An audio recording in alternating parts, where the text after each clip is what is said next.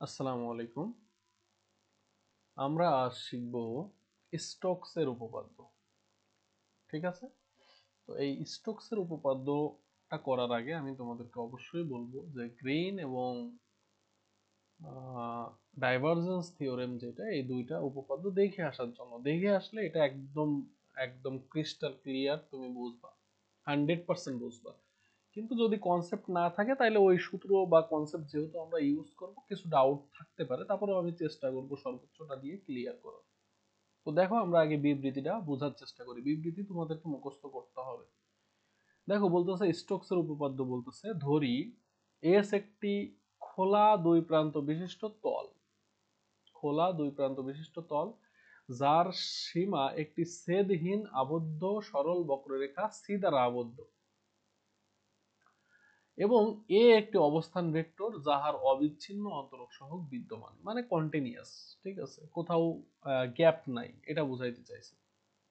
তাহলে আমরা বলতে পারি যে এই এর যে ডট গুণ ডিআর এর সাথে, সেটা হবে ডাইভারজেন্সের, সরি, কার্লের সমান। এটা দ্বারা কি বোঝাই?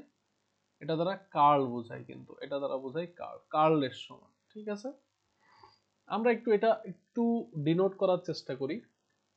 এবং দেখো, যেখানে সি মানে দিক বরাবর অবস্থিত, সি এর যোগবোধক দিক দ্বারা অবস্থিত, এবং এন হলো এস এর অবস্থিত নরমাল। নরমাল মানে কি?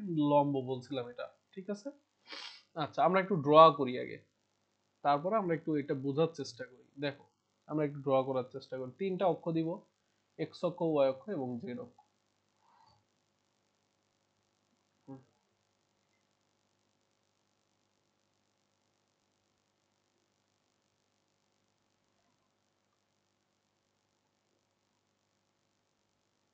দেখো,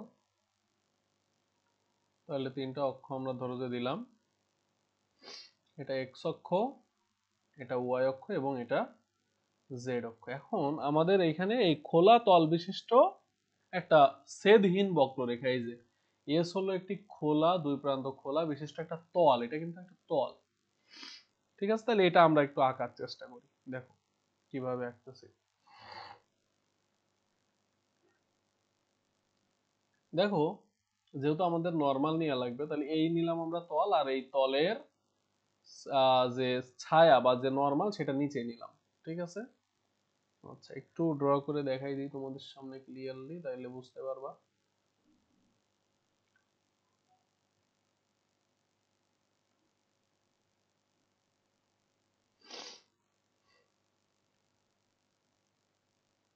দেখো, উপরে একটা তল রাখছে, এটারে তুমি একটা তল, একটা বাটি বা এরকম কিছু মনে করতে পারো।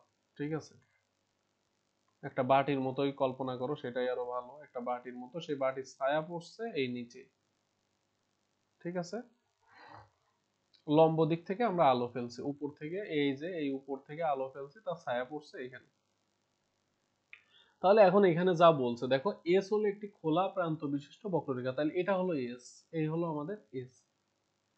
এবং যার সীমানা, অর্থাৎ এই যে সীমানা, এই সীমানাটা হলো একটা সরল বক্ররেখা সি দ্বারা আবদ্ধ, তাইলে এই বক্ররেখাটা সি, এই বক্ররেখাটা সি, এবং সি এর দিক বলা আছে। দেখো, সি যোগবোধক দিক বরাবর অঙ্কিত। যোগবোধক দিক মানে কি? ঘড়ির কাঁটার বিপরীত দিকে, এই যে ঘড়ির কাঁটার বিপরীত দিকে, আর এটা হইলো ঘড়ির কাঁটার দিক। এবার দেখো, এ হলো প্রাথমিক চিত্র, তাই না? আচ্ছা, এটা তো মূল বিন্দু, এটা চাইলে লিখলে লিখতে পারো। তাইলে আমরা এখানে আরো কিছু জিনিস অ্যাড করব, সেইগুলো আমরা একটু লিখি আগে। তো আমরা বললাম, ধরি ধরি এস একটি তল, এস একটি তল। এখন যেহেতু এটা তল, তাহলে এই তলটা যে কোনো সমতলে থাকতে পারে। এই এক্স ওয়াই তলে থাকতে পারে, এই ওয়াই জেড তলে থাকতে পারে, বা এই জেড ওয়াই তলেও থাকতে পারে, যে কোনো তলে থাকতে পারে, তাই না? আচ্ছা, তাহলে একটি তল যার লম্ব বিক্ষেপ গুলা, যেদিক থেকে আলো ফেলবা, যদি তুমি এই দিক থেকে আলো ফেলো, তাহলে লম্ব বিক্ষেপ থাকবে এই তলে। আর আর যদি এই নিচের দিক থেকে আলো ফেলো, তাহলে এই উপরের তলে। আর আমরা যেহেতু উপর থেকে আলো ফেলতেছি, তাহলে এই যে এক্স ওয়াই তলে, তাহলে যে কোনো তলে এর ছায়া পড়তে পারে। তাহলে আমরা বলবো যে যার লম্ব বিক্ষেপ গুলো, লম্ব বিক্ষেপ মানে লম্ব ছায়া, লম্ব অভিক্ষেপগুলো তিনটা তলেই থাকতে পারে, এক্স ওয়াই, ওয়াই জেড এবং জেড এক্স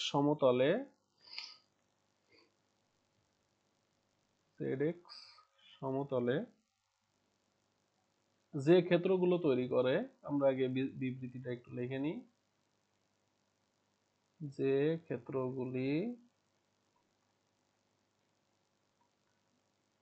তৈরি করে সেগুলোর আমরা একটা নাম দিচ্ছি, সেগুলো হলো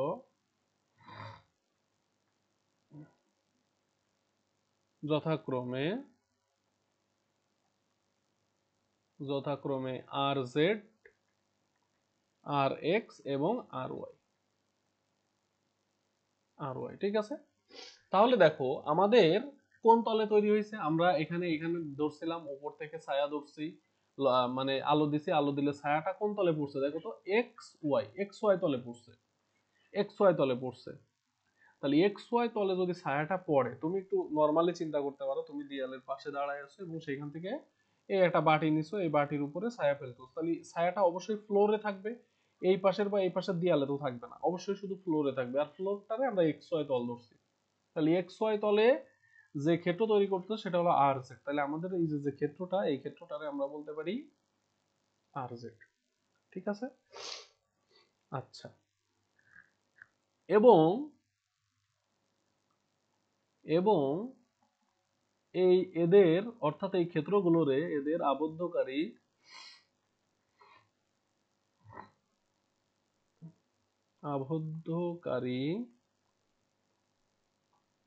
বক্ররেখা যেগুলো, সেগুলোর আমরা একটু নাম দিয়ে দেবো, আবদ্ধকারী বক্ররেখা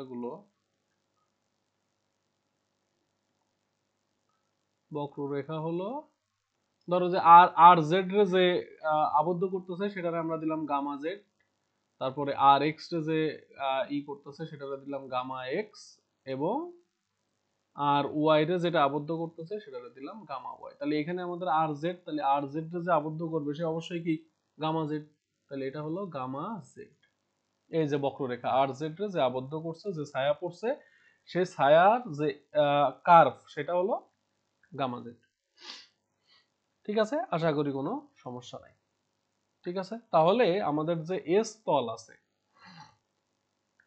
এই যে এস তল, তাহলে এই যে যে এস তল আমাদের আছে, এই এস তলকে কিন্তু আমরা অনেকভাবে ডিফাইন করতে পারি। তল মানে কি, আমরা কি সমতলের সমীকরণ জানি?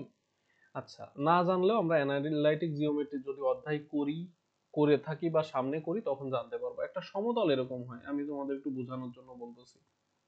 আমরা তো রেখা জানি, রেখা হয় এরকম, দেখো এগুলো ভাইবাতে জিজ্ঞেস করতে পারে, x plus y is equal to c, যে কোনো কিছু, বা ax plus by is equal to c, এটা হলো একটা রেখা। আর সমতলে এক্স ওয়াই জেড থাকে এবং সবার ঘাত এক থাকে, তার মানে ax plus by plus cz is equal two d। এই যখন এক্স ওয়াই এর সাথে জেড থাকবে তখন এটা একটা সমতল নির্দেশ করে, তাই না? তাহলে আমরা এই এস সমতলকে, আমি একটু এখানে লিখতেছি, এস সমতলকে,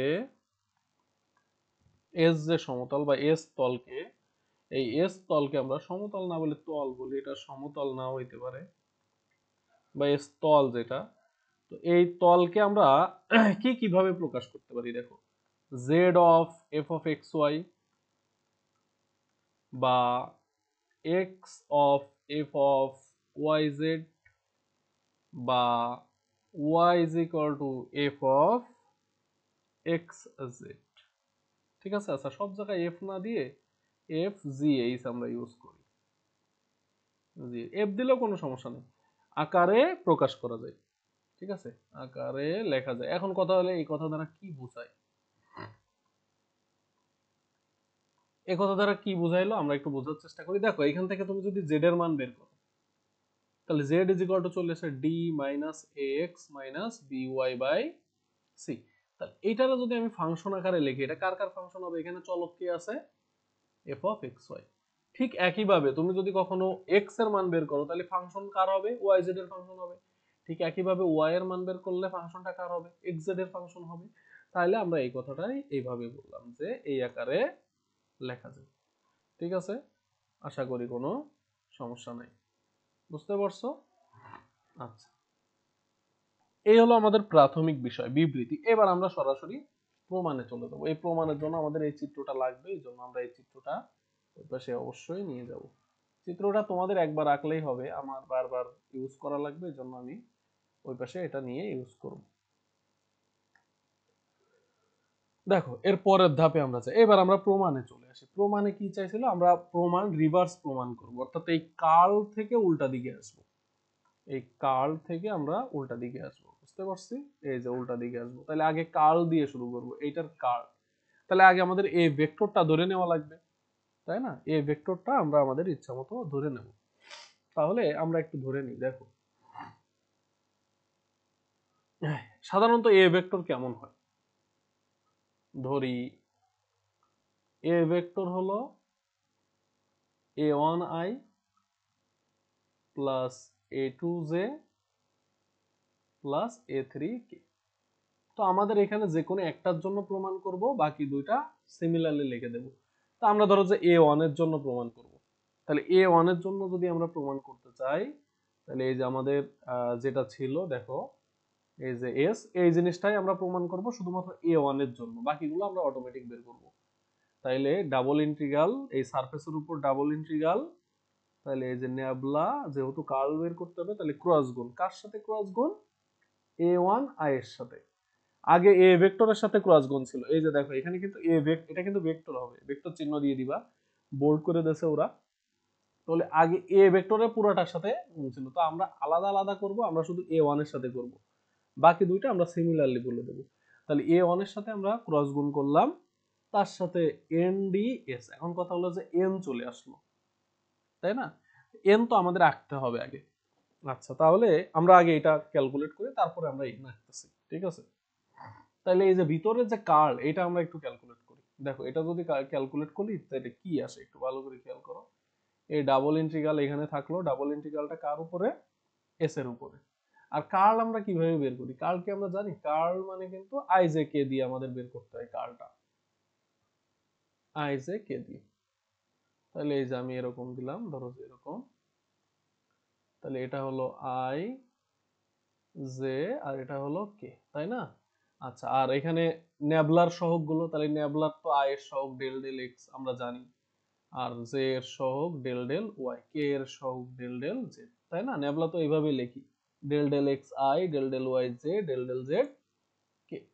আর আমরা যদি এই ভেক্টরটা দেখি, এই যে এই ভেক্টর, এই ভেক্টর আই, আই এর সহগ কি? a1। দেখো তো এই ভেক্টরে কোনো জে আর কে আছে? নাই। নাই মানে জিরো। এর সাথে অবশ্যই ডট এনডি এস। আশা করি এটা নিয়ে কোনো সমস্যা নেই। এন ও কিন্তু এখানে একটা ভেক্টর, এন এর চিহ্ন দিতে হবে, ঠিক আছে? যেহেতু নরমাল, তাই এই জন্য আমরা এটার একক ভেক্টর বলি, লম্ব একক ভেক্টর এন। নরমাল মানে লম্ব একক ভেক্টর, ওকে? আচ্ছা, এবার এই ক্রস গুণটা করি। এই ক্রস গুণ কি আমরা করতে পারি? আচ্ছা, ক্রস গুণ যদি আমরা করি, এই ক্রস গুণটা দেখো আমরা একটু সংক্ষেপে গুণ করব। আমরা শুধু এই এই সারি বরাবর গুণ করব। তাহলে এই সারি বরাবর তোমরা প্রত্যেকটা আই জে কে দিয়ে বিস্তার করতে পারো, কিন্তু আমরা যেহেতু নির্ণায়ক পারি, তাহলে আমরা এই সারি বরাবর বিস্তার করব। তাহলে a1 এর জন্য যদি তুমি বিস্তার নিয়ে নাও, তাইলেই দেখবা যে অ্যান্সার। বা তুমি আই জে কে এর জন্য করতে পারো। আচ্ছা, আমি আই জে কে এর জন্যই দেখাই দিই, তোমরা আবার উল্টো করলে নাও বুঝতে পারো। দেখো আমরা যদি আই এর জন্য বিস্তার করি, আই নিয়ে নিলাম, আই নিয়ে নিলে আই এর সারি কলাম বাদ, দেখো এটা গুণ দিলে জিরো, এটা গুণ দিলেও জিরো, তাহলে আই এর জন্য কি লেখার দরকার আছে? দরকার নাই। এবার জে এর জন্য হিসাব করি, তাহলে জে এর সারি কলাম বাদ দাও, জে এর সারি কলাম বাদ দাও, দিলে দেখো কি থাকতেছে, এই বরাবর তো জিরো, তাই না? তাহলে এই যে জিরো মাইনাস, এবার উল্টা দিক এই বরাবর, তাহলে ডেল ডেল জেড অফ কি? a1। ঠিক আছে, আশা করি বুঝতে পারছি। এবার কে এর জন্য বিস্তার করি, দেখি কি আসে। তাহলে কে এর জন্য বিস্তার করলে প্লাস কে ভেক্টর, ও এখানে মাইনাস জে ভেক্টর হবে, কারণ আই প্লাস জে মাইনাস এবং কে প্লাস। তাহলে কে এর সারি কলাম বাদ দাও, দিলে এই বরাবর আবার জিরো, আর এইদিকে হিসাব করলে জিরো মাইনাস আবার ডেল ডেল ওয়াই অফ কি? a1।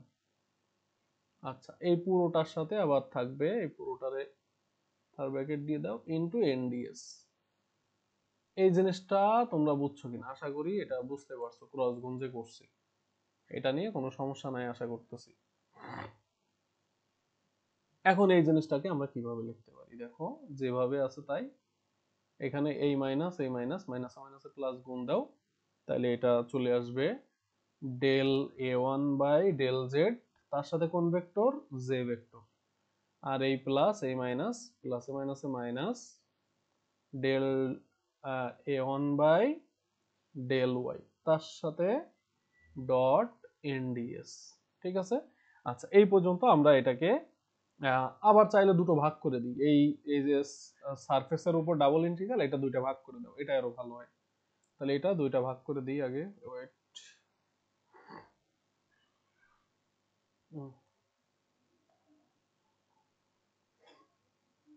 এবার দেখো এস, এটা আরো দুইটা ভাগ করে দিই, তাহলে del a1 by del Z J, তার সাথে কি NDS dot J dot NDS, minus আবার সামেশন এস, মানে sorry integral over S, double integral over S del আই1 বাই ডেল ওয়াই, তার সাথে কি ছিল, এখানে কে ভেক্টর ছিল, এই যে কে ভেক্টরটা আমি দিই নাই, কে ভেক্টর, তাহলে এটা কে ডট এন ডিএস, এটারে আমরা একটা ইকুয়েশন দেব, এটারে ধরলাম যে, আচ্ছা আমি একটু কাজ করি, ওয়েট, এটারে একটু ছোট করে দিই,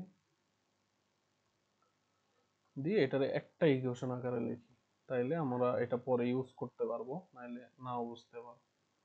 এই যে এটা সমান কি ছিল, এটা কার সমান ছিল, এটা সমান ছিল এইটার, এটারে ভাঙিয়ে আমরা এটা পাইছি, তাই না?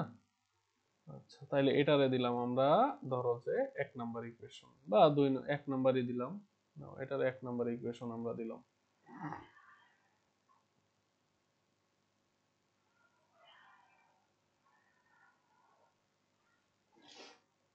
ঠিক আছে, এটারে আমরা এক নাম্বার ইকুয়েশন দিলাম, এটা এইভাবেই থাক। এবার দেখো আমাদের এই মানগুলো আবার আলাদা আলাদা বের করা লাগবে, এইটা এবং এটা, এটা আলাদা আলাদা বের করা লাগবে, ঠিক আছে। আচ্ছা তাইলে আমরা পরের পেজে যাই, আমাদের চিত্র তো কপি করাই আছে, চিত্র লাগবে অবশ্যই, চিত্র মাস্ট, ঠিক আছে। তো তোমরা এক জায়গায় লিখলে হবে, বারবার লেখার দরকার নেই। এবার দেখো কি আসতেছে, তো আমরা এখানে যে তলটা ধরছিলাম, আমরা এটা কোন তলে ধরছিলাম, এটা আমরা ধরছি যে এক্স ওয়াই তলে আছে, এটা কোন তলে আছে, এক্স ওয়াই তলে আছে, তাহলে এখানে যদি আমরা কোনো ভেক্টর নিই, সেই ভেক্টরটা অবশ্যই কি এক্স ওয়াই তলে হবে, তাই না? তাহলে এই সমতলের আমরা বলতে পারি যে, ধরি এস হলো এফ অফ এক্স ওয়াই, এই S is equal two, S এর সমীকরণ, সরি এস সমান বলা যাবে না, এস এর সমীকরণ z is equal to F of x y. কেন এরকম ধরলাম, কারণ দেখো আমরা বলছিলাম যে এস তিনটা তলে হইতে পারে, এই যে এস তলকে এইভাবে প্রকাশ করা যায়, এইভাবে প্রকাশ করা যায়, এইভাবে প্রকাশ করা যায়। এখন আমরা এক্স ওয়াই তলে নিচ্ছি কেন, কারণ আমাদের এসটা দেখো কোন তলে আছে, এই যে দেখো এস এক্স ওয়াই তলে আছে, এই জন্য আমরা এক্স ওয়াই নিচ্ছি, ঠিক আছে, এক্স ওয়াই তলে নিলাম, ঠিক আছে। আচ্ছা এবার, এবং আমরা ধরে নিলাম এবং এস তলের যে কোনো বিন্দুর অবস্থান ভেক্টর, যে কোনো বিন্দুর অবস্থান ভেক্টর, যে কোনো একটা অবস্থান ভেক্টর আমরা আমাদের মতো ধরে নিই, তো আমরা ধরলাম যে অবস্থান ভেক্টরটা হলো আর, আর আর ভেক্টর, তাহলে আর সমান সমান হয়ে যাবে X I plus Y J plus Z K, তাই না? আচ্ছা জেড মানে আবার আমরা কি জানি, X I plus Y J plus Z মানে কিন্তু এফ অফ এক্স ওয়াই, এই যে জেড মানে এফ অফ এক্স ওয়াই, এটা আমরা বসাই দিলাম। আশা করি এই যে জিনিসটা লিখছি এটা নিয়ে কারো কোনো সমস্যা নাই, ঠিক আছে। আচ্ছা এইবার আমরা আসি এরপরে কি আসে সেটার উপরে, দেখো এবার কি আসতেছে, তো এইবার আমরা এই এটাকে ওয়াই এর সাপেক্ষে ডিফারেন্সিয়েশন করে দেবো, এই আর কে ওয়াই এর সাপেক্ষে ডিফারেন্সিয়েশন করে দেবো, পার্শিয়াল ডিফারেন্সিয়েশন। ঠিক আছে, তাহলে পার্শিয়াল ডিফারেন্সিয়েশন যদি করি কার সাপেক্ষে করতেছি, ওয়াই এর সাপেক্ষে। আর কে ডিফারেন্সিয়েশন করলে del R by del y, তাই না, ইজ ইকুয়াল টু, এবার খেয়াল করো এইখানে দেখো ডিফারেন্সিয়েশন করতেছি ওয়াই এর সাপেক্ষে, ওয়াই বাদে যা কিছু থাকবে সব কি কনস্ট্যান্ট, তাহলে এটা তো কনস্ট্যান্ট কারণ এখানে কোনো ওয়াই নেই, তাহলে এটা জিরো হয়ে যাবে। আর এইখানে ওয়াই বাদে কি আছে, জে ভেক্টর, তাই না, আর ওয়াই এর সাপেক্ষে ওয়াই এর ডিফারেন্সিয়েশন 1, এই যে del del y of y মানে কত 1, তো এটা আর লেখার দরকার নেই। প্লাস এখন তুমি যদি এইটার দিকে তাকাই দেখো, এটারে দেখলে মনে হবে এটার মানও 0 হবে কারণ এখানে তো কোনো ওয়াই নাই, কিন্তু আমরা দেখো জেড এর ফাংশন লিখছি এফ অফ এক্স ওয়াই, মানে জেড এর ভিতরে ওয়াই আছে, তাহলে এটা কিন্তু 0 হবে না। তাহলে এটা 0 না হয়ে ওইটারে আমরা যদি জেড এর ডিফারেন্সিয়েশন করি তাহলে del Z by del y বলবো, তার সাথে কোন ভেক্টর, কে ভেক্টর। বুঝতে পারছো, এই জন্য আমরা এটা এখানে লিখে দেখাই দিছি যাতে বুঝাইতে চাইছি যে জেড এর ভিতরে কি আছে, ওয়াই আছে, আর ওয়াই আছে এই জন্য এটা 0 হবে না, এর একটা ডেরিভেটিভ অবশ্যই থাকবে, সেটা হলো del Y by del Z by del y. ঠিক আছে, এটারে আমরা ধরো যে 2 নম্বর ইকুয়েশন দিলাম।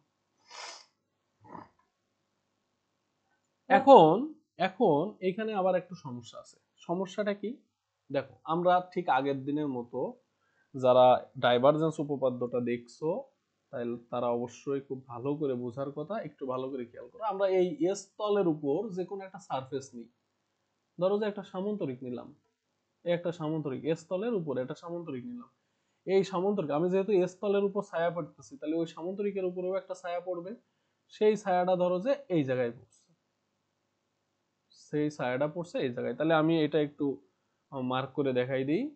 এই যে ধরো যে এই হলো আমাদের সেই সামান্তরিক, ঠিক আছে,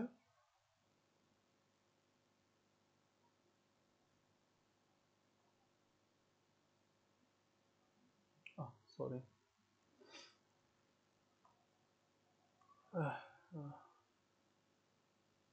এই হলো আমাদের সেই সামান্তরিক, এটা ধরলাম। ঠিক আছে, যে এই সামান্তরিকের উপর ছায়া ফেললে এটা এখানে, তাহলে উপরে যেটা আছে, এই উপরে যেটা আছে সেটারে আমরা ধরলাম এই পুরোটা কি তল, এস তল, তাহলে উপরের তলটারে আমরা ধরলাম ডিএস, এটা কি তল, এটা হলো ডিএস তল। আচ্ছা, এটা কোনো ভেক্টর না, এটা জাস্ট আমরা এমনি দিয়ে দেখাই, এটা হলো ডিএস তল, যে এস এর একটা ক্ষুদ্রতম অংশ কি ডিএস। ঠিক আছে, আচ্ছা একটু ভালো করে বুঝ। এখন তাহলে এই এস এর একটা নরমাল থাকবে, এই এস একটা তল, ধরো যে একটা ফুটবলের মতোই মনে করো, এই একটা ফুটবল, তাহলে এর নরমাল থাকবে।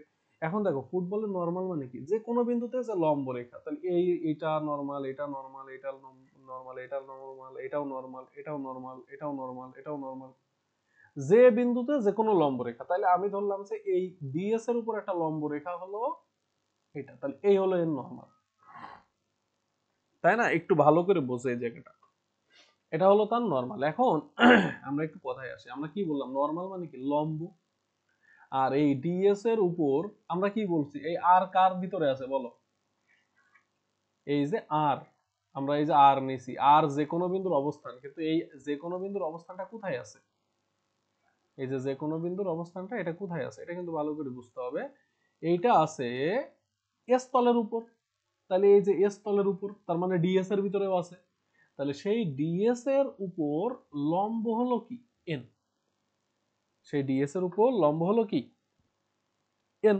তাহলে একটু ভালো করে বুঝো, যদি এস তলে, একটু ভালো করে আমরা এই জায়গায় বুঝি, যে এস তলে যে এন হলো কি নরমাল, তাই না, এন হলো নরমাল মানে অবিলম্ব, অবিলম্ব, ঠিক আছে। এবং এই যে তুমি এখন দেখো আমরা কি জানি বলো তো, ডিফারেন্সিয়েশনে কিন্তু জানি যদি এফ একটা ফাংশন থাকে, এফ একটা ফাংশন থাকে, তাহলে এর যদি ডিফারেন্সিয়েশন করো এফ প্রাইম অফ এক্স, তাহলে এটা কি পাওয়া যায়, এটা পাওয়া যায় স্পর্শকের ঢাল, এটা কি পাওয়া যায়, স্পর্শকের ঢাল পাওয়া যায়, এটা পাওয়া যায় স্পর্শকের ঢাল। তার মানে ডিফারেন্সিয়েশন করলে সেটা স্পর্শক নির্দেশ করে, কি ভেক্টর নির্দেশ করে, স্পর্শ ভেক্টর। তাহলে এই যে ডেল আর বাই এই যে del R by del Y, এটা কি হবে? এটা হবে স্পর্শ ভেক্টর বা স্পর্শক, তুমি যাই বলো, এটা হবে স্পর্শক ভেক্টর। তাহলে একটু ভালো করে বুঝো যে এই যে দেখো একটু ভালো করে, এই একটা বৃত্তাকার অংশ, একটু ভালো করে বুঝি আমরা। এই হলো বৃত্তাকার অংশ। এই বিন্দুর যদি আমরা বলি নরমাল, নরমাল মানে সোজা যে লম্ব রেখা। আর স্পর্শক মানে কি বলতো? এই বিন্দুরে স্পর্শ করে যাবে এরকম রেখা, এই যে এরকম রেখা, এটা হলো স্পর্শক। এবং আমরা কিন্তু জানি বৃত্তে বলো বা আরো অনেক জায়গায় লেখাপড়া করছি যে এই অভিলম্ব আর স্পর্শক পরস্পর সবসময় কি হয়? লম্ব হয়। আচ্ছা, আশা করি এটা বুঝছি, এটা পরস্পর কি? লম্ব। ঠিক আছে, আচ্ছা পাশে আমরা বলেই দিই এটা। তাহলে আমরা বলবো এন আর হলো del R by del y পরস্পর লম্ব। পরস্পর লম্ব, তাহলে পরস্পর লম্ব হইলে এখন দেখো আমরা এন রে যদি ডট গুণ করি, এটার উভয় পক্ষরে যদি এন দ্বারা ডট গুণ করি, তাহলে ডু ইজ ইকুয়াল টু কি আসছে দেখো তো, N dot del R by del Y is equal to N dot J plus N dot K into del Z by del Y. আশা করি এটা নিয়ে কোনো সমস্যা নেই। তাইলে দুইটা রেখা পরস্পর লম্ব হইলে তাদের ডট গুণ কত হয়? 0 হয়। এটা কি আমরা জানি? দেখো তো, এ ডট বি সমান কি এ বি কস থেটা। তাহলে থেটা যদি 90 হয়ে যায়, লম্ব মানে কি 90, তাহলে cos 90 ডিগ্রির মান 0, তার মানে এটার মান 0 হয়। তাহলে এটা হয়ে যাবে 0, এই পাশ সমান সরাসরি হয়ে যাবে 0। তাহলে এন ডট জে সমান হয়ে যাবে, sorry, n dot J plus N dot k del Y by del z. এখন এই জিনিসটা থেকেই যদি আমরা সরাসরি মান বের করি এন ডট জে এর ভ্যালু, তাহলে এটা হয়ে যাবে minus n dot k del Z by del Y. তাহলে এটারেও আমরা একটা ইকুয়েশন দিয়ে দেবো, এটার আমরা ইকুয়েশন 3 দিতে পারি। ইকুয়েশন 3, এটা যে করছি এটা আশা করি, আচ্ছা 3 নরমালি লিখি, এটা যে করছি এটা আশা করি কোনো সমস্যা নাই। তাহলে এই চিত্র আমাদের আবার পরের পেজে লাগবে।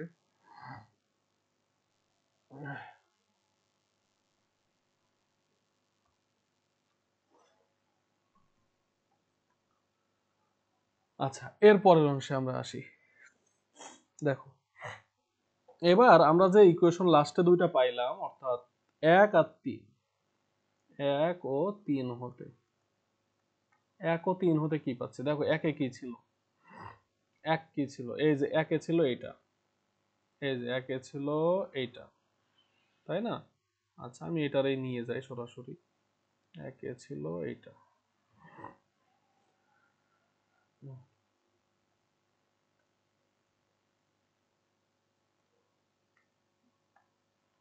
তাহলে 1 এ এটা ছিল, তাহলে একটারে আমি একটু ছোট করে দিলাম আমাদের জায়গা বোঝার সুবিধার্থে। আচ্ছা, এই ছিল 1 এ, ঠিক আছে। আচ্ছা, আর 3 এ কি পাইছি আমরা? 3 এ পাইছি এটা, তাই না? এই যে দেখো 3 এ পাইছি এটা, এটাও আমি তোমাদের বোঝার সুবিধার্থে ওই পাশে নিয়ে যাচ্ছি। তাহলে এই দুটো কম্বাইন করে আমরা কি পাবো একটু দেখো। এই যে দেখো, আমাদের কিন্তু এই যে জে ডট এন আছে, আমরা জানি ডট গুণ বিনিময় সূত্র মেনে চলে, তার মানে N dot J R day J dot N এটা কিন্তু সেম জিনিস, কিন্তু ক্রস গুণ থাকলে তখন কিন্তু সেম হবে না। ঠিক আছে, ডট গুণ মেনে চলে। তাহলে আমরা চাইলে অবশ্যই এই জে ডট এন এর জায়গায় আমরা এন ডট জে এর মান বসাই দিতে পারি। তাহলে বসাই দাও, এই যে, তাহলে double integral over surface S, তাহলে এটা হয়ে যাবে মাইনাস, আচ্ছা মাইনাসটা আগে দিয়ে দিই আমরা, জে ডট এন এর মান বসাই দিচ্ছি, তাহলে এই মাইনাস এটা হয়ে যাবে del A one by del Z, আর তার সাথে হয়ে যাবে del Z by del Y into এই যে এন ডট কে, আচ্ছা এখানে তো ডট দেওয়া যাবে না, এন ডট কে ডিএস। আর এই পাশে তো যা আছে তাই, এটা এইভাবেই থাক, এটা আমাদের কোনো সমস্যা করতেছে না। তাহলে যেভাবে আছে তুমি সেভাবে লিখে দাও। তাহলে del A one by del y k dot n d s. এখন দেখো এই দুটোর ভিতর থেকে আবার কমন যাই, মাইনাস কমন নিলাম, ডাবল ইন্টিগ্রাল এস ও কমন নিলাম, আবার এই যে এন ডট কে ডিএস, এন ডট কে, এটা কিন্তু আমি বলছি উল্টায় লেখা যায়, তাহলে এই দুটো কিন্তু একই জিনিস, তাহলে এটাও কমন নেওয়া যায়, তাহলে মাঝখানে কি থাকে, এটা থাকে del A one by del Z by del y plus del A one by del y, এই পুরোটা আমরা কমন নিয়ে নিলাম, তাহলে থাকলো এর সাথে কমন গেছে এন ডিএস, কে ডট এন ডট কে ডিএস, ঠিক আছে, তাহলে এন ডট কে ডিএস, দেখো আর মাইনাসটা কমন নিয়ে নিলাম। এই পর্যন্ত আশা করি বুঝতে কোনো সমস্যা নাই। এটা কার মান ছিল, এটা ছিল এটার মান, তাহলে এটারে আমরা আরো একটা ইকুয়েশন দেব, ঠিক আছে।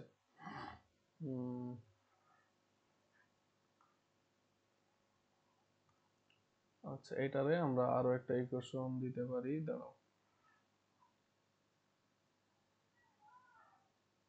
আচ্ছা এখানে এটা এখানেই থাক, এর নিচে আমরা এটা লিখে দিই।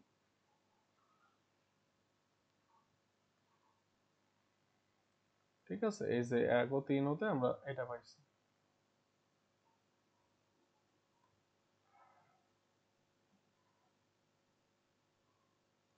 ঠিক আছে, আচ্ছা এটারে আমরা আরো একটা ইকুয়েশন দেবো, তাহলে এটারে দিলাম 4 নাম্বার ইকুয়েশন। 4 নাম্বার। এখন দেখো এই জিনিসটারে আবার বের করে আনার চেষ্টা করতে হবে আমাদের, তাই না, এই জিনিসটা আবার যেখানে আছে সেখান থেকে আমাদের বের করে আনতে হবে। তাহলে আমরা একটু দেখি কিভাবে বের করা যায়, সেটা একটা চেষ্টা করা যাক। তো দেখো আমরা এখন আবার বলতে পারি, একটু খেয়াল করো, যে যে কোনো এ মানে কি ধরছিলাম, এই যে দেখো এ মানে কি বলছিলাম, যে এ মানে যে কোনো একটা বিন্দুর অবস্থান ভেক্টর না, এই যে এ মানে ধরছিলাম এক্স তলে একটা, কই এ কোথায় লিখছি, এই যে এ ধরছিলাম এই ভেক্টর, মানে এ যে কোনো একটা বিন্দুর অবস্থান ভেক্টর, তাই না। আচ্ছা তাহলে আবার এই পাশে আমরা এসে এ তাহলে এখন আবার এখানে বলি, এখন এ ওয়ান আমরা ধরলাম যে এ, এই যে এইখানে যে ই আসে আমরা ক্যালকুলেট করতেছি, এটা কোন বিন্দুর জন্য, এ ওয়ান এর জন্য, এখানে দেখো সব জায়গায় কি কার জন্য হিসাব করতেছি, এ ওয়ান এর জন্য, তাহলে এ ওয়ান অফ এ ওয়ান বিন্দুটারে আমরা অবশ্যই এক্স ওয়াই জেড দিয়ে ডিফাইন করতে পারি, তাই না। তাহলে এই এ ওয়ান বিন্দুটার জন্য আমরা হিসাব করতেছি, আবার এই তলটারে আমরা বলছি কি তল, এফ অফ এক্স ওয়াই তল, এই যে দেখো এটারে কিন্তু অলরেডি আমরা বলছি এই যে এফ অফ এক্স ওয়াই তল, তাই না। তাহলে আমরা এই এ ওয়ান কেই আবার চাইলে এফ অফ এক্স ওয়াই দিয়ে ডিফাইন করতে পারি, এফ অফ এক্স ওয়াই দিয়ে ডিফাইন করতে পারি, ধরি এটা ধরে নিলাম, দিয়ে এখানে আমরা চেইন রুল অ্যাপ্লাই করব, এখানে অ্যাপ্লাই করব চেইন রুল, ঠিক আছে। চেইন রুলটা কি, তাহলে আমরা এখানে বলবো চেইন রুল ব্যবহার করে, চেইন রুল বা চেইন নিয়ম ব্যবহার করে, চেইন নিয়ম কিভাবে ব্যবহার করে একটু দেখো, এ এর ভিতরে এক্স ওয়াই জেড আছে, তার মানে এটা এ, এ ওয়ান যেটা, এটা এক্স এর সাপেক্ষেও চেঞ্জ হবে, ওয়াই এর সাপেক্ষেও চেঞ্জ হবে, জেড এর সাপেক্ষেও চেঞ্জ হবে, কিন্তু এফ এর ভিতরে শুধু এক্স আছে আর ওয়াই আছে, তাহলে এটা এক্স এর সাপেক্ষে চেঞ্জ হবে আর ওয়াই এর সাপেক্ষে চেঞ্জ হবে, তাহলে এই এই এ ওয়ান কে এক্স ওয়াই জেড তিনটার সাপেক্ষে ডিফারেন্সিয়েশন করা যাবে। এখন ডিফারেন্সিয়েশনটা কিভাবে করব সেটাই হলো বোঝার ব্যাপার, ঠিক আছে। সেই ডিফারেন্সিয়েশনটা কিরকম হবে এটাই আমরা একটু বোঝার চেষ্টা করব। দেখো একটু ভালো করে, এই যে এ ওয়ান রে এক্স এর সাপেক্ষে ডিফারেন্সিয়েশন করা যাবে, তাহলে del A one by del x, আবার এই এক্স কে আবার ওয়াই এর সাপেক্ষে ডিফারেন্সিয়েশন করা যায়, সরি এক্স কে আবার, কারণ এক্স এর ভিতরে ওয়াই আছে তাই না, এক্স কেও, সরি এক্স এর ভিতরে ওয়াই নাই, এক্স এর সাপেক্ষে মানে এক্স কেও ডিফারেন্সিয়েশন করতে হবে, কারণ আমরা ডিফারেন্সিয়েশন তো করব ওয়াই এর সাপেক্ষে। দেখো আমরা একটু আবার বলি, আমি এই এ ওয়ান এর ভিতরে এক্স ওয়াই জেড তিনটা জিনিসই আছে, এখন আমি সরাসরি ওয়াই দিয়ে এটা ডিফারেন্সিয়েশন করতে পারবো না, কারণ ওর ভিতরে এক্স ও আছে, এই জন্য আমরা আগে এক্স এর সাপেক্ষে ডিফারেন্সিয়েশন করলাম, আবার সেই এক্স কে ওয়াই এর সাপেক্ষে ডিফারেন্সিয়েশন করলাম, এরপরে আবার এই এ ওয়ান এর ভিতরে ওয়াই আছে, তাহলে এটারে আগে ওয়াই দিয়ে ডিফারেন্সিয়েশন করব, আবার এই ওয়াই কেই ওয়াই দ্বারা ডিফারেন্সিয়েশন করব। আবার একটু খেয়াল করো, এর ভিতরে জেড আছে, তাহলে জেড কে সরি a1 কে জেড দ্বারা ডিফারেন্সিয়েশন করব, আবার সেই জেড কেই ওয়াই দ্বারা ডিফারেন্সিয়েশন করব। অ্যাকচুয়ালি আমাদের টার্গেট ছিল ওয়াই দ্বারা ডিফারেন্সিয়েশন করা, ঠিক আছে, কিন্তু ওয়াই দ্বারা ডিফারেন্সিয়েশন করতে গেলে আমরা দেখলাম যে এর ভিতরে এ এক্স মানে এক্স ওয়াই জেড তিনটাই আছে। একই জিনিস যদি আমরা এফ এর ক্ষেত্রে অ্যাপ্লাই করি, একটু ভালো করে খেয়াল করো, এফ এর ক্ষেত্রে যদি আমরা অ্যাপ্লাই করি, এফ এর ভিতরে এক্স আছে, তাহলে এটা del F by del x হবে। আবার সেই আমরা তো ডিফারেন্সিয়েশন করতে চাই ওয়াই এর সাপেক্ষে, তাহলে এটা del F by sorry del x by del y দিতে হবে। আবার একটু খেয়াল করো, এক্স এর ভিতরে ওয়াই আছে, তাহলে এটা ওয়াই এর সাপেক্ষেও পরিবর্তন হবে, তাহলে del F by del Y আবার del Y by del Y. বুঝতে পারছো? আচ্ছা, আমি একটু যদি শর্টকাটটা বলে দিই তোমাদের, চেন রুলের শর্টকাট, এই শর্টকাটটা হলো এই যে ডেল এখানে হলো যাকে ডিফারেন্সিয়েশন করব, যাকে ডিফারেন্সিয়েশন করব, ঠিক আছে, ডিভাইডেড বাই যে ভিতরে আছে, যে ভিতরে আছে, ঠিক আছে, ইনটু আবার এই যে ভিতরে আছে এখানে, যে ভিতরে আছে ডিভাইডেড বাই যার সাপেক্ষে আমরা করতে চাই। আমরা করতে চাই অ্যাকচুয়ালি এখানে সবগুলো ডেরিভেটিভ ওয়াই এর সাপেক্ষে করতে চাই। কেন? কারণ এই যে দেখো এই সব জায়গায় কি আছে, ওয়াই আছে, এই জন্য আমরা সব জায়গায় ডেরিভেটিভ ওয়াই এর সাপেক্ষে করতে চাই, ঠিক আছে। আচ্ছা, আশা করি এটা বুঝতে পারছো। তাহলে এখানে জেড কেন আসলো না? কারণ এই এফ এর ভিতরে কিন্তু জেড নাই, তার মানে জেড এর জন্য এফ পরিবর্তন হবে না, তার মানে জেড এর সাপেক্ষে এটা ডিফারেন্সিয়েশন জিরো আসবে, ওটা দেখানোর দরকার নেই। তাহলে আমরা এই পার্টটা একটু ওই পাশে নিয়ে যাই, ওই পাশে।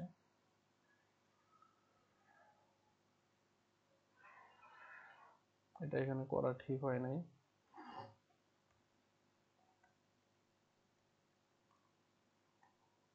একটু খেয়াল করো, এটা এই অবস্থায় ছিল, আমরা এটারে আবার একটু উপরে নিয়ে যাই।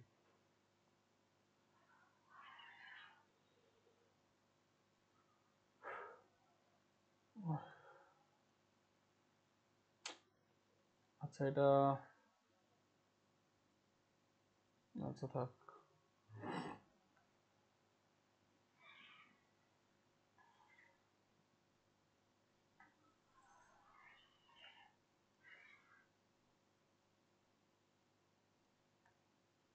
আচ্ছা দেখো, তাহলে এই পার্টটারে আমরা একটু সোজা করে লিখি। আচ্ছা দেখো, এবার একটু খেয়াল করো কি আসতেছে এখানে। দেখো del Y by del x, x এর ভিতরে তো কোনো ওয়াই নাই, তাহলে এটা জিরো হয়ে যাবে। তাহলে এটা জিরো হওয়ার কারণে এই পুরো পার্টটা এটা জিরো হয়ে যাবে। ওকে, গেল। প্লাস এবার একটু খেয়াল করো, del Y by del y মানে তো ওয়ান, তাহলে এখানে থাকলো del A one by del y. Plus এবার একটু খেয়াল করো, del A one by del z. আবার এই জায়গায় খেয়াল করো, এখানে আবার তুমি বলতে পারো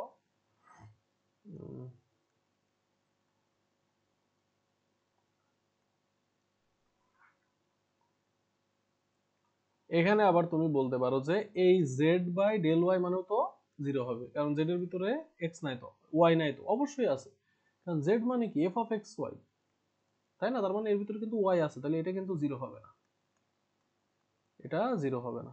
আর এই পাশে যদি দেখো, আবার এই যে del x by del y মানে এটা জিরো হয়ে যাবে, আর এই পাশে del Y by del y মানে ওয়ান, তাহলে এটা অ্যাকচুয়ালি থাকবে ডেল এফ বাই ডেল, ঠিক আছে। তাহলে এই জিরোটাও আমরা কেটে দিলাম, ঠিক আছে। তাহলে অ্যাকচুয়ালি ফাইনাল লুক থাকে এটা, ঠিক আছে। এটা আশা করি বুঝতে কারো কোনো সমস্যা নাই, এটা যে লেখছি,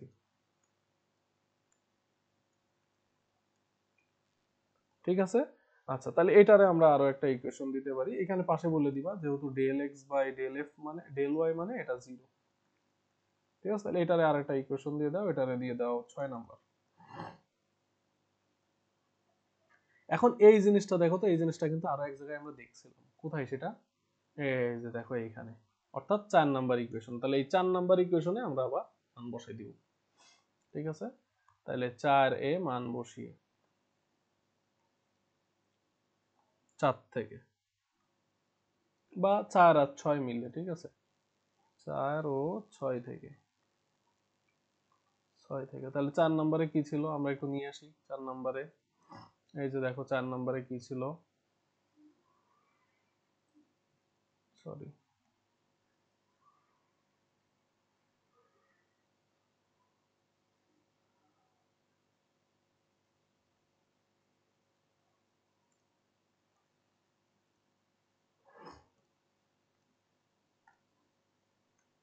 আচ্ছা এই ছিল আমাদের 4 নাম্বার, তাই না? আচ্ছা এটা তো ঝামেলা হয়ে গেল। আচ্ছা থাক, সমস্যা নেই, আমি একটু জায়গা করে করে লিখতেছি,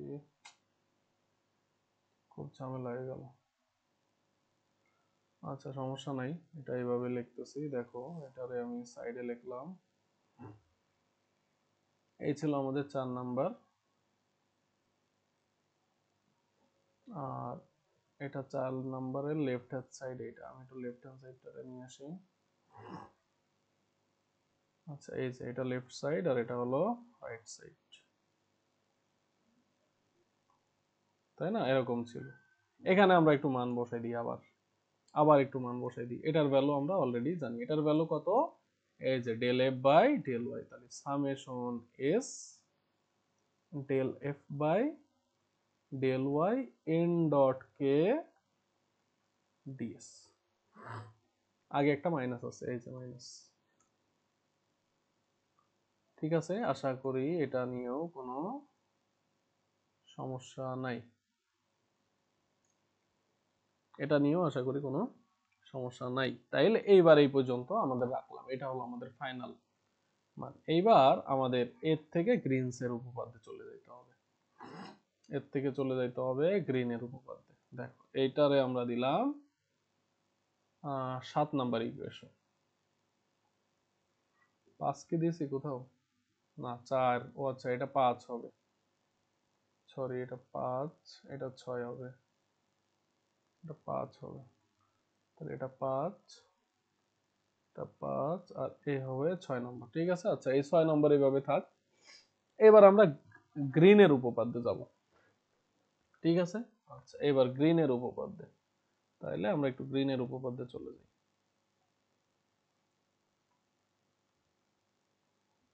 গ্রিনের উপপাদ্য অনুসারে দেখো, আমি তোমাদের বোঝার সুবিধার্থে গ্রিনের উপপাদ্য পুরোটাই লিখবো। গ্রিনের উপপাদ্য সমান আমরা অ্যাকচুয়ালি কি জানি? গ্রিনের উপপাদ্য সমান আমরা জানি এরকম যে ক্লোজড কার্ভের একটা ইন্টিগ্রেশন যদি আমরা বলি, সেটা হলো mdx প্লাস ndy, যদি এরকম থাকে তাহলে এটা থেকে আমরা ডাবল ইন্টিগ্রালে যাইতে পারি একটা রিজিয়ন আর এ যদি যাই, তাহলে এটা হবে del n by del x minus del m by del Y into d x d y, তাই না? এই যে এরকম এরকম ছিল, কিন্তু এটা ছিল আমাদের কি গ্রিনের উপপাদ্য। এখন এই গ্রিনের উপপাদ্যে আমরা একটু মান বসাই দিই। দেখো আমাদের ফাংশন কিন্তু এখানে একটা, এখানে কিন্তু দুটো ফাংশন না, এম আর এন না। ঠিক আছে, তাহলে আমরা এম মানে শুধু এফ অফ এক্স ওয়াই যদি বসাই, এফ অফ এক্স ওয়াই যদি বসাই, তাহলে এই যে ইন্টিগ্রেশনটা, দেখো আমরা গ্রিনের উপপাদ্যে কিন্তু দেখছিলাম একটা কার্ভের ইন্টিগ্রেশন, সেই কার্ভ থেকে আমরা গেছিলাম একটা রিজিয়নে। আমাদেরও কিন্তু এখানে একটা কার্ভ আছে, এই যে চিত্রে, অবশ্যই চিত্রটা এখানে কপি করি নাই, ভুল হয়ে গেছে, দাঁড়াও চিত্রটাও কপি করে নিয়ে আসি, চিত্র ছাড়া তো বোঝানো সম্ভব না। চিত্রটাও আমরা একটু কপি করে নিয়ে আসার চেষ্টা করব।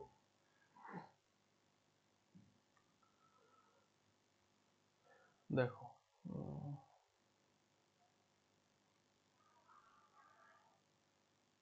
এই ছিল আমাদের চিত্র। এবার দেখো এটা কপি করলাম। এখন দেখো আমাদের কিন্তু এখানে একটা কার্ভ ছিল, সেই কার্ভটা হলো গামা জেড, এবং সেই গামা জেড এর রিজিয়ন হলো আর জেড, তাই না? তাহলে এখানে কিন্তু আমরা গ্রিনের উপপাদ্য ওই দেখছিলাম, একটা কার্ভ ছিল সি, সেই কার্ভের হচ্ছে রিজিয়ন ছিল আর, তাহলে সি থেকে আর এ গেছিলাম, এই যে এখানে সি থেকে আর এ গেছিলাম। তাহলে এইখানে আমাদের সি এর জায়গায় কত আছে? সি এর জায়গায় কার্ভ হলো কি গামা জেড, এটা কিন্তু উপপাদ্যের শুরুতে আমরা বলে দিছি। তাহলে এখানে যখন আমরা নিয়ে নেব, এই যে এফ যখন নিয়ে নেব, তখন এখানে এখানে দিতে হবে কার্ভ হলো গামা জেড, আর এই এম এর জায়গায় আমরা বসাই দিচ্ছি এফ, তাহলে এটা হয়ে যাবে F DX is equal to, আর এটা এটা নাই, এটা জিরো, এন এর মান জিরো, তাহলে এটা হয়ে যাবে এখানে আর এর জায়গায় হয়ে যাবে আর জেড, এই যে গামা জেড এর যে রিজিয়ন বা এলাকা সেটা হলো আর জেড। আর এন তো জিরো, তাহলে del Z by del n by del x, d n by del n by del x, এটা জিরো হয়ে যাবে, তাহলে এটা থাকবে মাইনাস ডেল এম এর জায়গায় তো f by del y d x d y. ঠিক আছে, আশা করি কোনো সমস্যা নাই। তাহলে এটার একটু উল্টাই পাল্টাই লিখি, জাস্ট এটারে আগে লিখি, তাহলে minus region of z del F by del y d x d y is equal to closed curve gamma z f d x. ঠিক আছে, এফ ডি এক্স। আশা করি এটা নিয়ে কোনো সমস্যা নাই এই পর্যন্ত। আশা করি সবকিছুই তোমরা বুঝতে পারছো। আবার একটু বুদ্ধি খাটাইলে আমরা দেখতে পারবো যে এই এফটা কি ছিল, একটু ভালো করে খেয়াল করো। এই জায়গায় এই যে এফটারে আমরা আবার কি ধরছিলাম, এ ওয়ান ধরছিলাম না? এফটারে কি ধরছিলাম, এ ওয়ান। তাহলে এখন আবার এফ এর জায়গায় আমি কি বসাই দিতে পারি, এ ওয়ান বসাই দিতে পারি। তাহলে এটা হয়ে যাবে গামা, তাহলে এখানে হয়ে যাবে এ ওয়ান ডিএক্স। এখন দেখো যখন এফ ছিল, এফটা কোন রিজিয়নে ছিল, এই রিজিয়নে ছিল, এক্স ওয়াই তলে ছিল। একটু ভালো করে খেয়াল করো, এক্স ওয়াই তলে ছিল, এবং এই এক্স ওয়াই তলের কার্ভ ছিল কি, গামা জেড। আর যখন আমি এক্স এর জায়গায় এ নিছি, এ মানে কোথায় ছিল, এই জায়গায় ছিল, তাই না? এ মানে উপরে ছিল, এস তলের একটা বিন্দু ছিল এ, এই যে এ ছিল এস তলের একটা বিন্দু। তাহলে তখন কিন্তু আবার এক্স ওয়াই জেড তিনটাই ছিল, এই যে এক্স ওয়াই জেড তিনটাই ছিল। তখন কার্ভ তাইলে কি, সি। এখন কথা হলো এরকম কিভাবে হলো সেটা আমি তোমাদেরকে একটু বুঝাই বলি। ধরো যে একটা থাল তুমি উপরে ধরছো, থালের উপরে যদি সোজা লম্বভাবে আলো মারো, তাহলে নিচে একটা রিজিয়ন হয় না? উপরের থাল যেটা ছিল সেটা তো 3 ডাইমেনশন এক্স ওয়াই জেড, কিন্তু যখন ছায়া হবে, ছায়া কি 3 ডাইমেনশন হয়? ছায়া খালি তলের উপরে পড়ে না, ওর কি উচ্চতা থাকে? থাকে না। তখন কিন্তু এটা 2 ডাইমেনশন হয়, কিন্তু দুটো কিন্তু একই বস্তু, একই জিনিস। একই জিনিসের উপর যখন আমরা লম্ব অভিক্ষেপ ফেলছি বা লম্ব ছায়া ফেলছি, তখন আগে এক্স ওয়াই জেড ছিল, এখন শুধু কি হয়ে গেছে, এক্স ওয়াই হয়ে গেছে, তাই না? আর আগেরটা রিজিয়ন ছিল সি, এখন এর রিজিয়ন হলো গামা, গামা জেড। তাহলে যখন এটা নিব তখন এক্স ওয়াই আর গামা জেড, এই যে এক্স ওয়াই আর গামা জেড এফ। কিন্তু যখনই এফ থেকে আমরা কিসে চলে যাব, এ ওয়ানে চলে যাব, তখন রিজিয়ন হয়ে যাবে সি, অর্থাৎ এই যে এ তে চলে গেছি মানে উপরেরটা রিজিয়ন সি। ঠিক আছে, আশা করি এটাও বুঝতে পারছি। এটারে আমরা চাইলে আরো একটা ইকুয়েশন দিতে পারি। আমরা ইকুয়েশন কত পর্যন্ত গেছে, 6, তাহলে এটা হবে 7 নাম্বার। এটা হবে 7 নাম্বার। এখন এইখানে একটু ডিসক্লেমার লিখে দিতে হবে, কিছু জিনিস লিখতে হবে, নাইলে কিন্তু এটা বলা যাবে না। এই কথা আমরা তো বুঝছি জিনিসটা কি, কিন্তু এটা বলার জন্য কিছু কথা লিখে দিতে হবে আমাদের এখানে। সেটা হলো এইভাবে, যেহেতু যেহেতু গামা জেড বক্ররেখার প্রত্যেক বিন্দুতে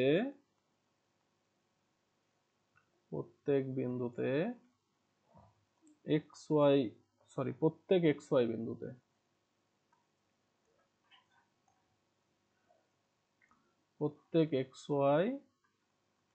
বিন্দুতে এফ এর যে মান, ঠিক আছে, সি বক্ররেখার প্রত্যেক এক্স ওয়াই জেড বিন্দুতে এ ওয়ান এর মান সেম, এ ওয়ান এর সমান।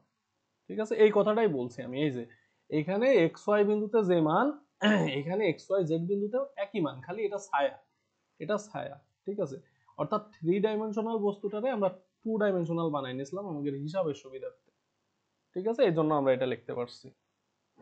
আচ্ছা, আশা করি এটা বুঝতে পারছি। তাহলে এই সেম জিনিসটা আমরা যদি এখন বলতে চাই, তাহলে ফাইনালি কি আসে বলো, 7। আর 7 এর এখানে কত ছিল, এই যে দেখো এটা ছিল কত, 6। তাহলে এই 6 আর 7 এর মাধ্যমে 6 কে আমরা নিয়ে যাই, 6 কে আমরা নিয়ে যাই, তাহলে এখানে আমরা বলবো 6 ও 7 এর মাধ্যমে, 6 ও 7 এর মাধ্যমে। তো 6 আর 7 এর মাধ্যমে কি পাইলাম, 6 কি ছিল, আমরা এই যে 6 এরটা কপি করে আনছিলাম, সরি, এই হলো 6,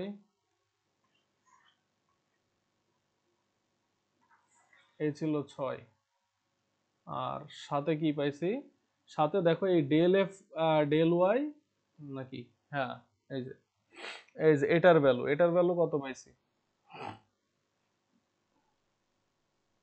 উম, এই যে দেখো এটার ভ্যালু এখানে যদি আমরা দেখি, তাহলে এটার ভ্যালু আমরা যদি বসাই দিই এখানে 6 থেকে, তাহলে এটা হয়ে যাবে, ডাবল ইন্টিগ্রাল ছিল, ডাবল ইন্টিগ্রালে সিঙ্গেল ইন্টিগ্রালে চলে গেছে এবং কার্ভ চলে গেছে কোথায়, সি তে, ঠিক আছে।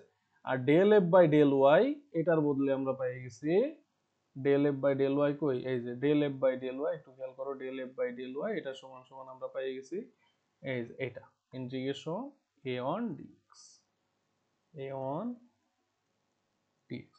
এখন এখানে কিন্তু একটা বোঝার ব্যাপার আছে, বোঝার ব্যাপারটা হলো এই যে এর আগে তো আমাদের এখানে এস ছিল, একটু ভালো করে খেয়াল করো, আমাদের এই যে এখানে এখানে তো এস ছিল আর এখানে ডিএস ছিল, কিন্তু আমরা এখানে দিলাম সি, তাই না, আর এখানে দিয়ে দিলাম ডি, সরি, এ ওয়ান ডিএক্স শুধু, তাই না।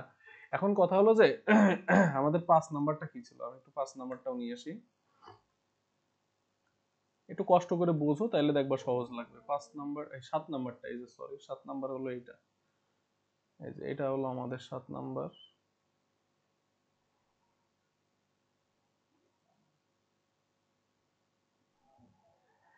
আচ্ছা, এটা এইভাবে নিয়ে গেলাম আমি, ধরো এই 7, এই না 7। আচ্ছা, একটু খেয়াল করো, আমরা 7 এর মান তো এখানে বসাইছি, কিন্তু একটু কিঞ্চিত সমস্যা আছে, দেখো সমস্যাটা আমি তোমাদের সামনে একটু বুঝাই দিই। দেখো, আমাদের এখানে এস ছিল, কিন্তু এখানে ছিল আর জেড, আবার এখানে ছিল ডিএক্স ডিওয়াই, এখানে ছিল কি ডিএস, তাই না। আবার এখানে এন ডট কে ছিল, আমরা সেখানে লিখছি ডিএক্স ডিওয়াই, মানে এন ডট কেটা পুরো কি করে দিছি, গায়েব করে দিছি, তাই না। এটা একটা বড় সমস্যা, তাই তো। আচ্ছা, এখন এটা কিভাবে আসলো এটাই আমাদের এখানে বোঝার ব্যাপার। এটা কিন্তু গায়েব হয়ে গেছে, এই যে এন ডট কে ডিএস, এই পুরোটার বদলে চলে আসছে কি শুধু ডিএক্স, তাই না। এটা একটা আশ্চর্যজনক বিষয় হয়ে গেছে। এখন আমরা এটা একটু বোঝার চেষ্টা করি। দেখো, এটা বোঝার জন্য একটু ডাইভারজেন্স থিওরেমটা তোমরা যদি দেখো তাহলে একটু সহজে বুঝতে, তারপরেও আমি চেষ্টা করতেছি এখান দিয়ে যতটুকু বোঝাইতে পারি, ঠিক আছে, ততটুকু দিয়ে আমি বোঝানোর চেষ্টা করি। একটু খেয়াল করো, এই যে দেখো, এখন এখানে যেটা ছিল সেটা ডিএস, আর ডিএস এর ছায়া নিচে যেটা পড়ছে, তাই না, সেটা কোন তলে আছে, এক্স ওয়াই তলে আছে। তাহলে এখানে যে এরিয়াটা, এই এরিয়াটা, এটারে আমরা বলতে পারি ডিএক্স ডিওয়াই, এটার এরিয়াটারে আমরা বলতে পারি ডিএক্স ডিওয়াই। তার মানে এই এস এর ডিএস এর লম্ব অভিক্ষেপ কি ডিএক্স ডিওয়াই। আচ্ছা, তাহলে এখানে আমি একটু বোঝানোর চেষ্টা করি, একটু ভালো করে বোঝো। ডিএস এর লম্ব অভিক্ষেপ, লম্ব অভিক্ষেপ ডিএক্স ডিওয়াই, এরকম না। আচ্ছা, তাহলে লম্ব অভিক্ষেপ যদি ডিএক্স ডিওয়াই হয়, তাহলে এখান থেকে আমরা কি বলতে পারি সেটা আমাদের বোঝার ব্যাপার। দেখো, আমরা যদি এখান থেকে একটা অ্যাঙ্গেল আঁকতাম, এখান থেকে আমরা যদি একটা দিক দিয়ে দিই, এই যে এই দিকটা দিয়ে দিলাম, আমি একদম নিচ থেকেই দেব, এই যে এখান থেকে একটা দিক দিয়ে দিলাম, দেখো, তাইলে এখান দিয়ে যদি আমরা কে দিই, এখানে একটা এই এই এই যে যেহেতু যে ভেক্টর বরাবর কি কাজ করে, কে কাজ করে, তাহলে এই যে কে আর এটার অ্যাঙ্গেল যদি আমরা ধরি থিটা, তাই না, তাহলে একটু ভালো করে বোঝো যে লম্ব অভিক্ষেপ কি জিনিস সেটা আমরা একটু বুঝি। লম্ব অভিক্ষেপ মানে এই যে ধরো যে এ, এটা হলো এ ভেক্টর, আর এ এর লম্ব অভিক্ষেপ হলো এইটা, ঠিক আছে, এ এর লম্ব অভিক্ষেপ হলো বি।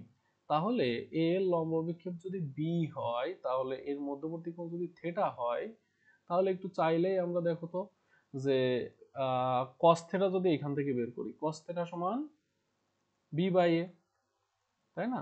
তাহলে এখান থেকে আমরা বলি b is equal to a cos theta, b is equal to a cos theta. তাহলে যার লম্ব অভিক্ষেপ, এখানে লম্ব অভিক্ষেপ কার, লম্ব অভিক্ষেপ হলো, লম্ব অভিক্ষেপটা হলো ডিএক্স ডিওয়াই, তাহলে এই dx dy সমান হয়ে যাবে ds cos theta। ds cos theta হবে কিনা? অবশ্যই ds cos theta হবে, তাই না?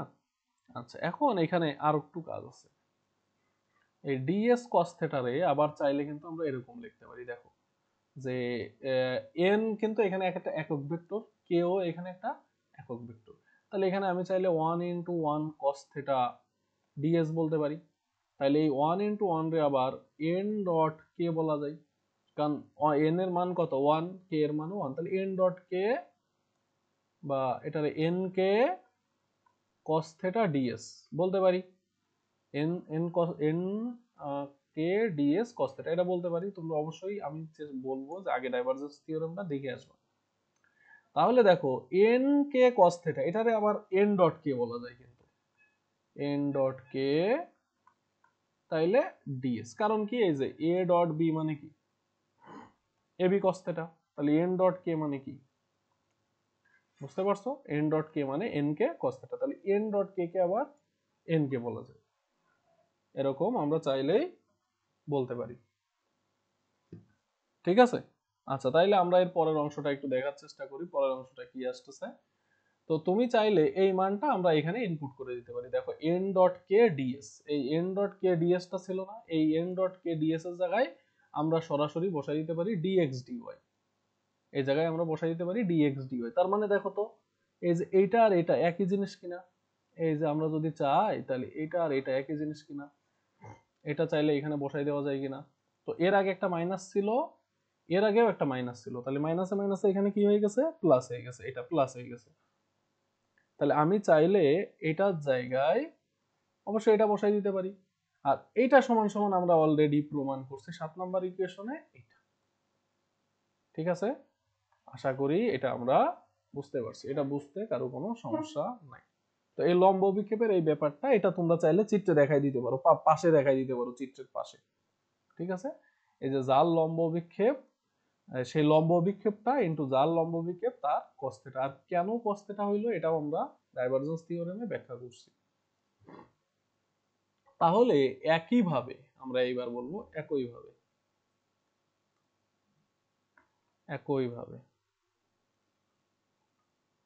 একইভাবে একটু একইভাবে একটু খেয়াল করো। এবার আই এ ওয়ান আই নিছিলাম না, এবার এ টু জে নেব। এস, তাহলে এই হলো কার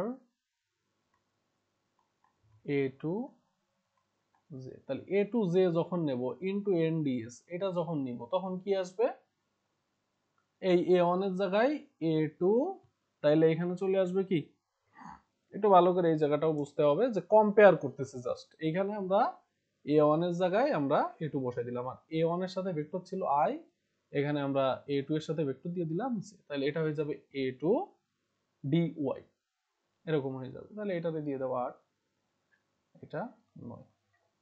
এরপরে আবার একইভাবে আমরা পরেরটাও দিতে পারি এস, তাহলে ডেল ক্রস এ থ্রি কে তার সাথে এন ডট ডিএস, তাহলে এটা সমান হয়ে যাবে এ থ্রি ডিজেড।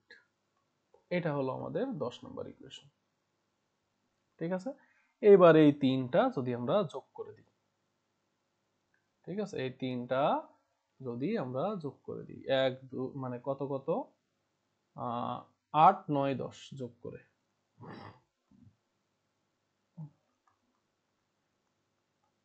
10 যোগ করে, তাহলে প্রত্যেকটা লেফট সাইড আমি একটু যোগ করে দেখাই দিই। লেফট সাইডে কি ছিল, প্রথমটার del s integration s del cross a one i dot n d s is equal to, এই পাশে আমরা আচ্ছা এটা হলো প্রথমটার। এবার দ্বিতীয়টার এস, তাহলে del cross a two j n d dot n d s n d s, এবার প্লাস পরেরটা cross a three k into n d s, এরকম।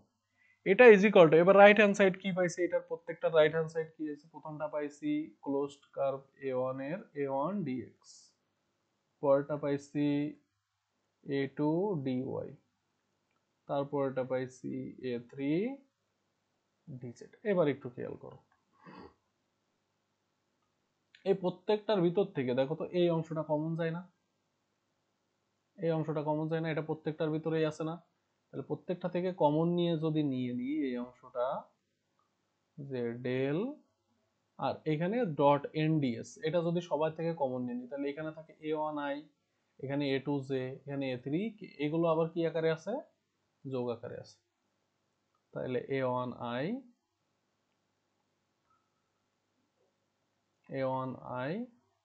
Plus a2j plus a3 k। ঠিক আছে, এটা আমরা কমন নেওয়ার পরে এটা পাইলাম মাঝে। আচ্ছা ঠিক আছে, এনডিএস। ঠিক আছে, এবার রাইট সাইডে কি পাচ্ছি? রাইট সাইডেও দেখো আমরা চাইলে কমন নিতে পারি। ঠিক আছে, তাহলে আচ্ছা আচ্ছা, এখানে ক্রস ছিল, এখানে কিন্তু সবার সাথে কি ছিল? ক্রস। আমরা ক্রসটা দিই নাই, এটা ক্রস হবে, এখানে একটা ক্রস হবে। আর এই পাশটা যদি দেখি, এই পাশটা যদি দেখি, তাহলে এই পাশটারে আমরা লিখতে পারি ক্লোজড সি। আর দেখো a1 a2 a3, তাই না? a1 a2 a3, এইটার সাথে এটা একটু ভালো করে খেয়াল করো, এইটার সাথে আমরা কি করতে পারি? দেখো এটারেও আমরা a ভেক্টর ইনটু dr লিখতে পারি। এই ভেক্টর ইনটু dr মানে কি বোঝাচ্ছে? যখন ডট গুণ, এটা ডট গুণ মানে কি a1 এর সাথে, দেখো যেখানে a ভেক্টর, আমি একটু বলে দিই, a ভেক্টর সমান হলো a1i plus a2j plus a3k। আর dr মানে বোঝাচ্ছে হলো যে অক্ষের সাপেক্ষে যখন নিবা, dr মানে হলো ধরো যে dxi plus dyj plus dz। এবার একটু খেয়াল করো, যখন তুমি i এর সাথে i এর গুণ, ডট গুণ মানে কি? ডট গুণ মানে কি? i এর সাথে i এর গুণ, তাহলে a1 dx, এই যে a1 dx। এবার একটু খেয়াল করো, এই j এর সাথে j এর গুণ a2, ও সরি এটা dy হবে, ay না, dy। তাহলে যে a2 dy, এই যে a2 dy, এর পরেরটা দেখো a3 dz। ঠিক আছে, আর এটা তো a ভেক্টর, এটা দেখছি এটা a ভেক্টর, তাহলে এটারে এখন a ভেক্টর লিখে দেওয়া যায়। তাহলে এই যে ডেল ক্রস a ভেক্টর, এটার সাথে আবার ডট এনডি, এটার মান চলে আসলো ক্লোজড কার্ভের a ডট dr। এটাই আমাদের মান। ঠিক আছে, এটাই আমাদের প্রমাণের বিষয় ছিল। আশা করি এটা আমরা বুঝতে পারছি।